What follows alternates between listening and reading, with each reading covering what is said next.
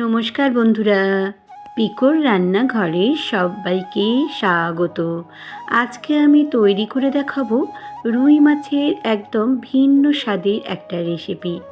রুই মাছের রেসিপি আমরা বাড়িতে নানা রকমভাবে করেই থাকি, কিন্তু একবার হলেও আমার মতো বাড়িতে তৈরি করে ফেলুন এই ভিন্ন স্বাদের রুই মাছের রেসিপিটি। তাহলে চলুন বন্ধুরা, কীরমভাবে করি করে দেখানো যাক। এখানে প্রথমে আমি 6 পিস ভালো করে মাছটাকে নিয়ে নিয়েছি রুই মাছ।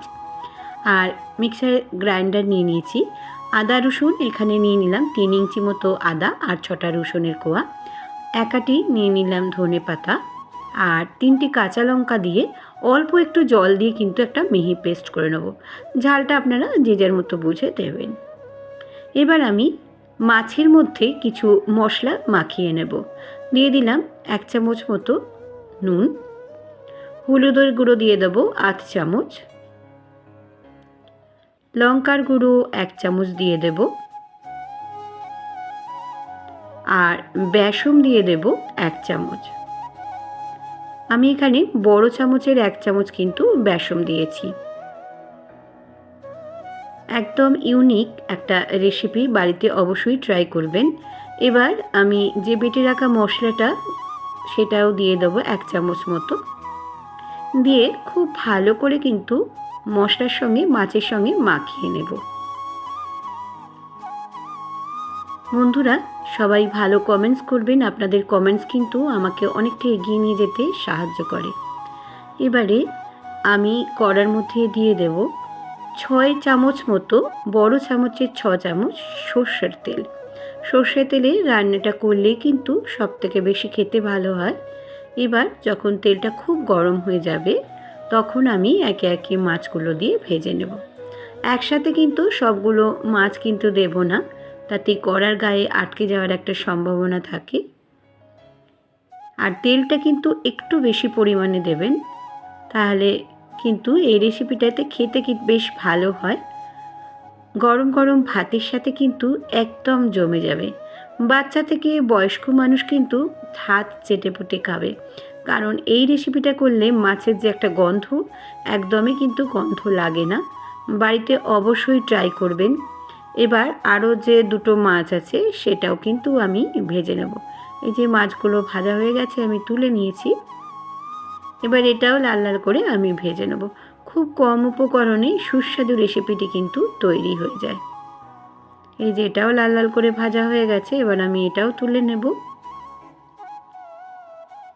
একদম ঘরে থাকা খুব সামান্য উপকরণ দিয়েই কিন্তু এই রেসিপিটা তৈরি করা হয়ে যায়।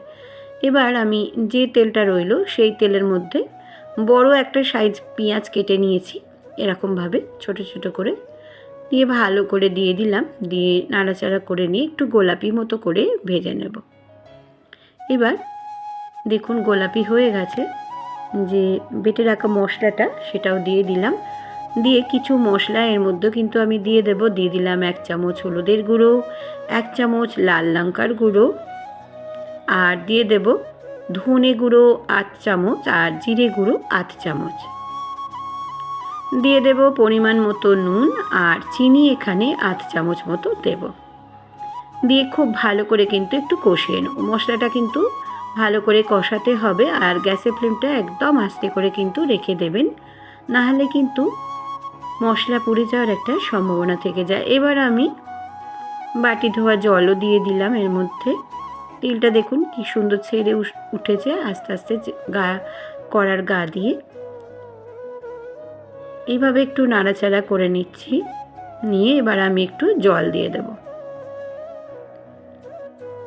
গ্রেভিটা একটু ফুটে যাক, তারপরে আমি ভেজে রাখা যে মাছগুলো আছে সব সেগুলোকে দিয়ে দেব। দিয়ে এই রেসিপিটা তৈরি করা হয়ে যাবে। এই যে দিয়ে দিলাম।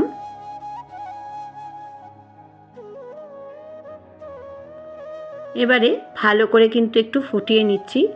দিয়ে দুটো কাঁচা লঙ্কা কিন্তু এর মধ্যে আমি দিয়ে দিচ্ছি। দিয়ে দেখুন একটু ফুটিয়ে নিচ্ছি।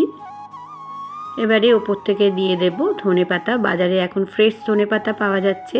আমি রাফলি চপ করে কিন্তু কেটে নিয়েছি ধনেপাতাটাকে, দিয়ে দিলাম। এবার স্ট্যান্ডিং টাইম করে রেখে আপনাদের কাছে লুকসটা দেখাচ্ছি। কি সুন্দর দেখতে হয়েছে তাই না বন্ধুরা? এই রেসিপিটি যদি ভালো লেগে থাকে তাহলে অবশ্যই সাবস্ক্রাইব, লাইক, শেয়ার করবেন। নিচে থাকা বেল বাটনটা প্রেস করে দেবেন যাতে নতুন নতুন রেসিপি বা ব্লগ আপনাদের কাছে প্রথমেই পৌঁছে যায়। আর আমার ফেসবুক আর ইনস্টাগ্রামে পিকুর রান্নাঘর আছে, চাইলে সেখানে আপনারা কিন্তু সদস্য হয়ে যেতে পারেন। সবাই খুব খুব খুব ভালো থাকবেন, সুস্থ থাকবেন। আবারও আমি আসবো।